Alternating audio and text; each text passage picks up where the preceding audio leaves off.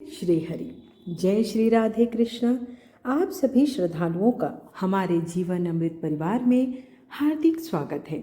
आज हम सुनेंगे अधिक मास की पावन पूर्णिमा से जुड़ी दिव्य और कल्याणकारी कथा। शास्त्रों में अधिक मास की पूर्णिमा को अत्यंत पुण्यदायी बताया गया है। इस दिन भगवान श्री हरि विष्णु की पूजा, व्रत, दान और कथा श्रवण करने से मनुष्य के समस्त पाप नष्ट हो जाते हैं तथा जीवन में सुख, समृद्धि और आध्यात्मिक उन्नति प्राप्त होती है। अधिक मास की पूर्णिमा का यह पावन पर्व हमें भक्ति, सेवा और धर्म के मार्ग पर चलने की प्रेरणा देता है। आज की इस कथा में हम जानेंगे कि इस दिन व्रत, स्नान, दान और भगवान विष्णु की आराधना का क्या महत्व है तथा किस प्रकार यह कथा भक्तों के जीवन में शुभ फल प्रदान करती है। तो आइए श्रद्धा और विश्वास के साथ अधिक मास पूर्णिमा की यह पावन कथा सुनते हैं। वीडियो को अंत तक अवश्य देखें और भगवान श्री हरि विष्णु की कृपा प्राप्त करने हेतु एक बार प्रेम से बोलिए श्री लक्ष्मी नारायण भगवान की जय। अधिक मास पूर्णिमा के पावन अवसर पर आप सभी को हार्दिक शुभकामनाएं। भगवान श्री हरि विष्णु एवं माता लक्ष्मी की कृपा आप और आपके परिवार पर सदैव बनी रहे। आपके जीवन में सुख, शांति, समृद्धि और आध्यात्मिक उन्नति का वास हो। जय श्री हरि। कथा का आरंभ करने से पूर्व आइए श्री विष्णु जी का ध्यान करते हैं। शांताकारं भुजगशयनं पद्मनाभं सुरेशं विश्वाधारं गगनसदृशं मेघवर्णं शुभांगं लक्ष्मीकान्तं कमलनयनं योगविद्यानगम्यं वन्दे विष्णु भवभयहरं सर्वलोकैकनाथम।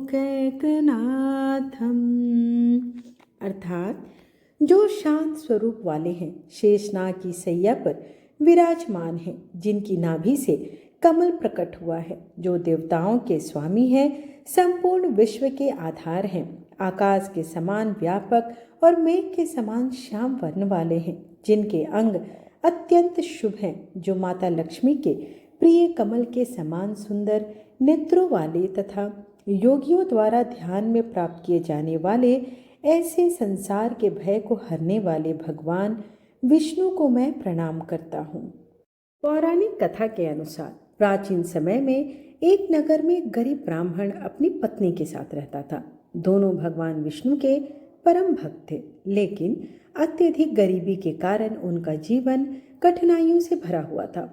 एक दिन ब्राह्मण की पत्नी ने अपने पति से कहा कि वे किसी ज्ञानी संत से अपनी परेशानियों का समाधान पूछें।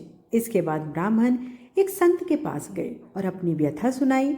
संत ने उन्हें अधिक मास में आने वाली पूर्णिमा का व्रत रखने, भगवान विष्णु की पूजा करने और श्रद्धा पूर्वक व्रत कथा सुनने का उपदेश दिया। साथ ही संत ने यह भी बताया कि जो व्यक्ति अधिक मास की पूर्णिमा के दिन सच्चे मन से व्रत रखता है और दान पुण्य करता है और कथा सुनता है, उसके जीवन के कष्ट धीरे धीरे समाप्त होने लगते हैं। संत की बात मानकर ब्राह्मण दंपति ने अधिक मास पूर्णिमा का व्रत रखा। दोनों ने अधिक मास पूर्णिमा के दिन सुबह पवित्र नदी में स्नान किया और फिर विधि विधान से भगवान विष्णु की पूजा अर्चना की। इसके बाद अपनी क्षमता के अनुसार गरीबों को अन्न और वस्त्र का भी दान किया और व्रत कथा का श्रवण किया। उनकी श्रद्धा और भक्ति से प्रसन्न होकर भगवान विष्णु ने उन्हें सुख, समृद्धि, धन धान्य का आशीर्वाद दे दिया। इस व्रत के प्रभाव से कुछ समय बाद उनके जीवन की समस्त परेशानियां दूर हो गई और उनका घर खुशियों से भर गया। कहते हैं तभी से यह मान्यता प्रचलित हुई है कि अधिक मास पूर्णिमा के दिन व्रत के साथ कथा का श्रवण करने के बाद ही व्रत पूर्ण होता है और इसका फल भी मिलता है। आइए अब हम पूर्णिमा के दिन सुनी जाने वाली अगली कथा का रसपान करते हैं, जो कि भगवान श्री कृष्ण ने माता यशोदा से कहा था। आइए सर्वप्रथम जान लेते हैं विस्तार से पंचांग के बारे में, तत्पश्चात कथा का रसपान करेंगे। पूर्णिमा तिथि का प्रारंभ 30 मई शनिवार सुबह 11:59 से हुई है और पूर्णिमा तिथि समाप्त होगी 31 मई रविवार को दोपहर 2:14 पर। ऐसे में 30 मई 2026 शनिवार के दिन पूर्णिमा व्रत और श्री सत्यनारायण व्रत का पाठ कर सकते हैं। कई लोग उदया तिथि को मान्य मानते हैं तो वो 31 तारीख के दिन पूर्णिमा का व्रत करेंगे, और जो लोग संध्या काल में अर्थात जिसमें चंद्र दर्शन वो करते हैं तो वो लोग शाम के टाइम में अर्थात 30 मई के दिन शनिवार को यह व्रत करेंगे। अब बात करते हैं कि 30 मई के दिन का शुभ पंचांग क्या है। ब्रह्म मुहूर्त सुबह 4:08 से 4:56 तक, सूर्योदय सुबह 5:45, सूर्यास्त शाम 7:03। परिग योग सुबह 4:35 तक रहेगा, बाद में शिव योग बनेगा। इस दिन अभिजीत मुहूर्त सुबह 11:57 से 12:50 तक रहने वाली है, और राहु काल का समय होगा सुबह 9 बजे से लेकर 10:30 बजे तक। ध्यान इसमें यही देना है कि राहु काल के समय में आपको किसी भी प्रकार का पूजा या कोई भी नया कार्य आरंभ नहीं करना चाहिए। बात करते हैं 31 मई अर्थात आज रविवार के दिन का पंचांग। ब्रह्म मुहूर्त सुबह 4:08 से 4:56 तक, सूर्योदय सुबह 5:45, सूर्यास्त शाम 7:04। आज शिव योग सुबह 5:24 तक है, बाद में सिद्धि योग हो जाएगा। अभिजीत मुहूर्त प्रातःकाल 11:57 से 12:51 तक रहने वाला है, और राहु काल का समय होगा शाम में 4:30 बजे से लेकर 6 बजे तक। चंद्र उदय का समय के अनुसार देखा जाए तो 30 मई को जो लोग पूर्णिमा करेंगे उस दिन का चंद्रोदय का समय 6:28 पर है। आइए इस पावन दिन पर हम रसपान करें पूर्णिमा व्रत की कथा का। द्वापर युग में एक बार यशोदा मैया ने श्री कृष्ण से कहा कि तुम तो पूरे संसार का पालन करता हो, आज तुम मुझे कोई ऐसा व्रत बताओ जिसे करने से किसी भी स्त्री को विधवा होने का भय न रहे तथा इससे मनुष्यों की सभी मनोकामनाएं पूर्ण हो। श्री कृष्ण कहते हैं कि माता, आपने अति सुंदर प्रश्न पूछा है, मैं आपको इसके बारे में विस्तार पूर्वक बताता हूँ। सौभाग्य प्राप्ति के लिए महिलाओं को 32 पूर्णमासियों के व्रत को करना चाहिए। इससे उनकी सभी मनोकामनाएं पूर्ण होती हैं और उन्हें सुख सौभाग्य का आशीर्वाद मिलता है। अब मैं आपको इससे जुड़ी हुई कथा सुनाता हूँ। इस भूमंडल पर एक अत्यंत प्रसिद्ध राजा चंद्रहास से पालित अनेक प्रकार के रत्नों से परिपूर्ण कार्तिका नाम की एक नगरी थी। वहां पर धनेश्वर नाम का एक ब्राह्मण था और उसकी स्त्री अति सुशीला रूपवती थी। दोनों ही उस नगरी में बड़े प्रेम के साथ रहते थे। घर में धन्य धान आदि की कभी भी कमी नहीं थी, लेकिन उनको एक बड़ा दुख था कि उनको कोई संतान नहीं थी। इस कष्ट से वह अत्यंत दुखी रहते थे। एक दिन एक बड़ा तपस्वी योगी उस नगरी में आया। वह योगी उस ब्राह्मण के घर को छोड़कर अन्य सभी घरों से भिक्षा लाकर भोजन किया करता था, लेकिन रूपवती से वह भिक्षा नहीं लिया करता था। एक समय वह किसी अन्य घर से भिक्षा लेकर गंगा किनारे जाकर भिक्षाण को प्रेम पूर्वक खा रहा था। तभी धनेश्वर ने योगी को देखा और अपनी भिक्षा के अनादर से दुखी होकर योगी से बोला, महात्मन, आप सब घरों से भिक्षा लेते हैं, परंतु मेरे घर की भिक्षा कभी नहीं लेते, इसका क्या कारण है? योगी ने कहा कि निसंतान के घर की भीख पतितों के अन्न के तुल्य होती है, और जो पतितों का अन्न खाते हैं वह भी पतित हो जाते हैं। चूंकि तुम निसंतान हो, अतः पतित हो जाने के भय से मैं तुम्हारे घर से भिक्षा ग्रहण नहीं करता हूँ। धनेश्वर यह बात सुनकर अपने मन में बहुत दुखी हुआ और हाथ जोड़कर योगी के पैरों पर गिर पड़ा तथा अंतर्भाव से कहने लगा, हे महाराज, यदि ऐसा है तो आप मुझको पुत्र प्राप्ति का उपाय बताइए। आप सर्वज्ञ हैं, मुझ पर अवश्य ही यह कृपा कीजिए। धन की मेरे घर में कोई कमी नहीं, परंतु मैं पुत्र न होने के कारण अत्यंत दुखी हूँ। आप मेरे इस दुख का कारण करें। आप सामर्थ्यवान हैं। यह सुनकर योगी कहने लगे, हे ब्राह्मण, तुम चंडी देवी की आराधना करो।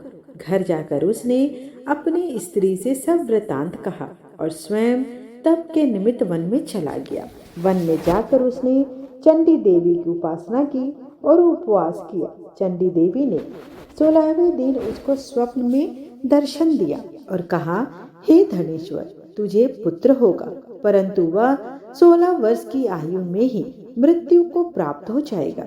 यदि दोनों पति पत्नी 32 पूर्णमासियों का व्रत विधि पूर्वक करोगे तो वह दीर्घायु होगा। जितनी तुम्हारी सामर्थ्य हो उतने आटे के दिए बनाकर शिव जी का पूजन करना और पूर्णमासी का व्रत रखना। प्रातः काल होने पर इस स्थान के समीप ही तुम्हें एक आम का वृक्ष दिखाई देगा। उस पर चढ़कर एक फल को तोड़कर शीघ्र अपने घर चले जाना और अपनी स्त्री से सब वृत्तांत कहना। जब वह शंकर जी का ध्यान करके उस फल को खा लेगी तब भगवान शिव की कृपा से वह गर्भ को धारण करेगी। जब वह ब्राह्मण प्रातः काल उठा तो उसने उस स्थान के पास ही एक आम का वृक्ष देखा जिस पर एक आम का फल लगा हुआ था। उस ब्राह्मण ने उस आम के वृक्ष पर चढ़कर उस फल को तोड़ने का प्रयत्न किया, परंतु कई बार प्रयत्न करने पर भी वह वृक्ष पर न चढ़ पाया। तब उस ब्राह्मण को बहुत चिंता हुई और वह विघ्न विनाशक श्री गणेश जी की वंदना करने लगा और बोला, हे दयानिधि, अपने भक्तों के विघ्नों का नाश करके उनके मंगल कार्य को करने वाले, दुष्टों का नाश करने वाले, रिद्धि सिद्धि को देने वाले, आप मुझ पर कृपा करके इतना बल दें कि मैं आपके मनोरथ को पूर्ण कर सकूं। इस प्रकार गणेश जी की प्रार्थना करने पर उनकी कृपा से धनेश्वर वृक्ष पर चढ़ गया और उसने एक अति सुंदर आम का फल देखा। उसने विचार किया कि जो वरदान से फल मिला था वह यह है और कोई फल दिखाई नहीं देता। उस धनेश्वर ब्राह्मण ने जल्दी से उस फल को तोड़कर अपनी स्त्री को लाकर दिया और उसकी स्त्री ने अपने पति के कथनानुसार उस फल को खा लिया। इसके पश्चात वह गर्भवती हो गई। देवी माता की कृपा से उसे एक अत्यंत सुंदर पुत्र की प्राप्ति हुआ जिसका नाम उन्होंने देवीदास रखा। माता पिता के हर्ष और शोक के साथ वह बालक शुक्ल पक्ष के चंद्रमा की भांति बढ़ने लगा। भवानी की कृपा से वह बालक बहुत ही सुंदर, सुशील और पढ़ने में भी निपुण था। चंडी देवी की आज्ञा के अनुसार उसके माता पिता ने 32 पूर्णमासी का व्रत रखना प्रारंभ कर दिया जिससे उसका पुत्र दीर्घायु हो जाए। 16वां वर्ष लगते ही देवीदास के माता पिता को अत्यंत चिंता हो गई कि कहीं उनके पुत्र की इस वर्ष में मृत्यु न हो जाए। इसलिए उन्होंने अपने मन में विचार किया कि यदि यह दुर्घटना उनके सामने हो गई तो वे उसे कैसे सहन करेंगे। उन्होंने देवीदास के मामा को बुलवाया और कहा कि हमारी इच्छा है कि देवीदास 1 वर्ष तक काशी में जाकर विद्या अध्ययन करे और हम उसको अकेला भी नहीं छोड़ना चाहते, इसलिए साथ में तुम चले जाओ और 1 वर्ष के पश्चात इसको वापस लौटा लाना। सब प्रबंध करके उसके माता पिता ने काशी जाने के लिए देवीदास को एक घोड़े पर बैठाकर उसके मामा को उसके साथ विदा कर दिया। धनेश्वर ने अपनी पत्नी के साथ अपने पुत्र की मंगल कामना तथा दीर्घायु के लिए भगवती दुर्गा की आराधना और पूर्णमासियों का व्रत करना आरंभ कर दिया। इस प्रकार उन्होंने 32 पूर्णमासी का पवित्र व्रत किया। इस प्रकार दोनों ने 32 पूर्णमासी का व्रत पूरा किया। कुछ समय पश्चात एक दिन वह दोनों मामा और भांजा मार्ग में रात्रि बिताने के लिए किसी ग्राम में ठहरे हुए थे। उस दिन उस गांव में एक ब्राह्मण की अत्यंत सुंदरी, सुशीला, विदुषी और गुणवती कन्या का विवाह होने वाला था। जिस धर्मशाला के अंदर वर और उसकी बारात ठहरी हुई थी उसी धर्मशाला में देवीदास और उसके मामा भी ठहरे हुए थे। संयोगवश कन्या को तेल आदि चढ़ाकर मंडप आदि का कृत्य किया जा रहा था, लेकिन लगने के समय वर को धनुर्पात हो गया। इस कारण वर के पिता ने अपने कुटुंबियों से परामर्श करके निश्चय किया कि यह देवीदास मेरे पुत्र जैसा ही दिखता है, मैं इसके साथ ही लगन करा देता हूँ और बाद में विवाह के अन्य कार्य मेरे लड़के के साथ हो जाएंगे। ऐसा सोचकर उन्होंने देवीदास के मामा से जाकर बोला कि तुम थोड़ी देर के लिए अपने भांजे को हमें दे दो, जिससे विवाह के लग्न के सारे कृत्य सुचारू रूप से हो सकेंगे। तब उसका मामा कहने लगे कि जो कुछ भी कन्यादान के समय वर को मिले वह सब हमें दे दिया जाए, तो मेरा भांजा इस बारात का दूल्हा बन जाएगा। यह बात वर के पिता ने स्वीकार कर ली और उसने अपने भांजे को वर बनने के लिए भेज दिया और उसके साथ सब विवाह कार्य रात्रि में विधि पूर्वक संपन्न हो गया। पत्नी के साथ वह भोजन न कर सका और अपने मन में सोचने लगा कि न जाने यह कैसी स्त्री होगी। वह एकांत में इसी उधेड़ बुन में बना था। तभी उसकी आंखों से आंसू आ गए। तब वधू ने पूछा कि क्या बात है, आप इतने उदास और दुखी क्यों हैं? तब उसने सब बातें जो वर के पिता और उसके मामा में हुई थी उसको बतला दी। तब कन्या कहने लगी कि यह ब्रह्म विवाह के विपरीत कैसे हो सकता है? देव, ब्राह्मण और अग्नि के सामने मैंने आपको ही अपना पति बनाया है। इसके लिए आप ही मेरे पति हैं। मैं आपकी ही पत्नी रहूंगी, किसी अन्य की कदापि नहीं। तब देवीदास ने कहा, ऐसा मत कहिए और ना ही करिए, क्योंकि मेरी आयु बहुत कम है। मेरे पश्चात आपकी क्या गति होगी, इन बातों को अच्छी तरह विचार कर लो। परंतु वह दृढ़ विचार वाली स्त्री थी। बोली कि जो आपकी गति होगी वही मेरी भी गति होगी। हे स्वामी, आप उठिए और भोजन करिए और निश्चय होकर भूखे मत सोइए। इसके बाद देवीदास और उसकी पत्नी दोनों ने भोजन किया तथा शेष रात्रि वे सोते रहे। प्रातःकाल देवीदास ने अपनी पत्नी को 3 नगों से जड़ी हुई एक अंगूठी दी और एक रुमाल दिया और बोला, हे प्रिय, इसे लो और संकेत समझकर स्थिरचित हो जाओ। मेरा मरण और जीवन जानने के लिए एक पुष्प वाटिका बना लो। उसमें सुगंधी वाली एक नव मल्लिका लगा दो, जिसको प्रतिदिन जल से सींचा करो और आनंद के साथ खेलो, कूदो तथा उत्सव मनाओ। जिस समय और जिस दिन मेरा प्राणांत होगा ये फूल सूख जाएंगे और जब ये फिर से हरे हो जाएं, तो जान लेना कि मैं जीवित हूँ। यह समझाकर वह चला गया। प्रातःकाल होते ही वहां पर गाजे बाजे बजने लगे और जिस समय विवाह की कार्य समाप्त करने के लिए वर तथा सब बाराती मंडप में आए, तो कन्या ने वर को भली प्रकार से देखकर अपने पिता से कहा कि यह मेरा पति नहीं, मेरा पति वही है जिसके साथ कल मेरा पाणी ग्रहण हुआ था।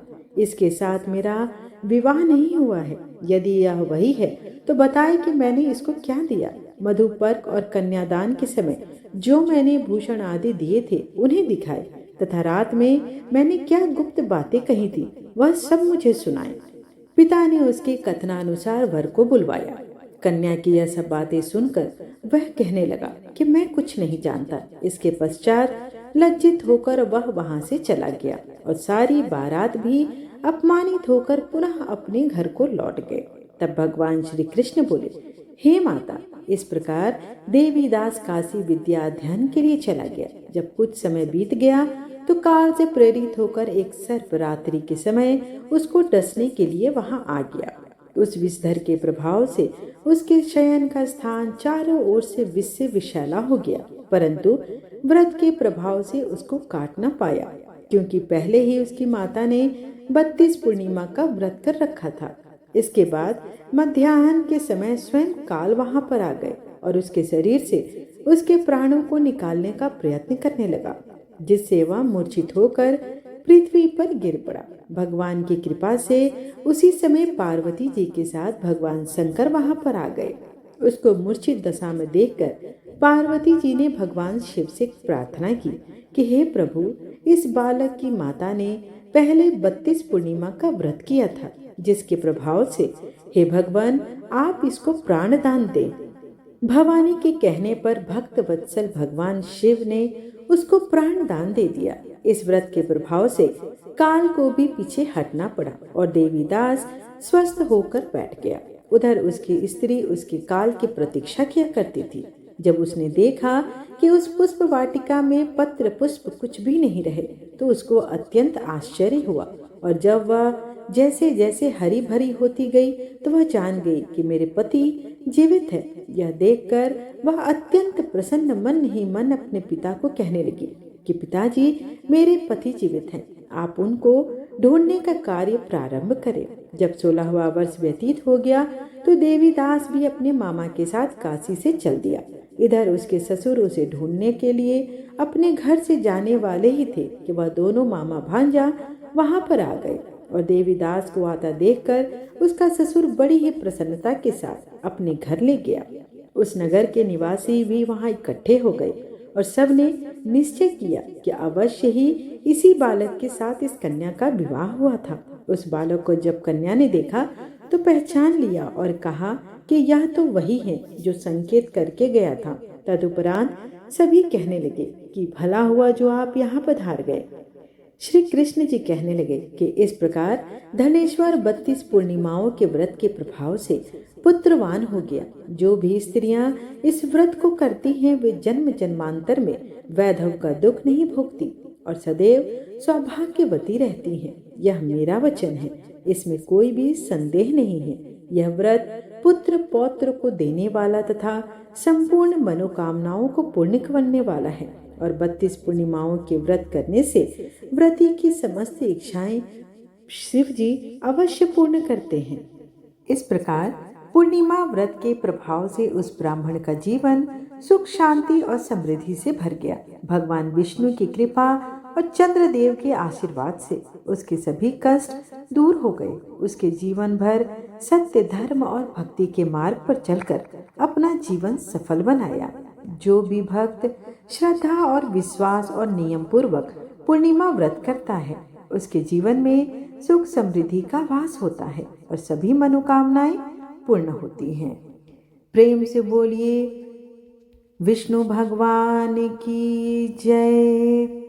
आशा करती हूँ कि आपको आज की कथा पसंद आई हो। वीडियो पसंद आए तो चैनल को लाइक शेयर एंड सब्सक्राइब अवश्य करें। तब तक अपना ख्याल रखें। धन्यवाद। मिलते हैं अगली वीडियो में।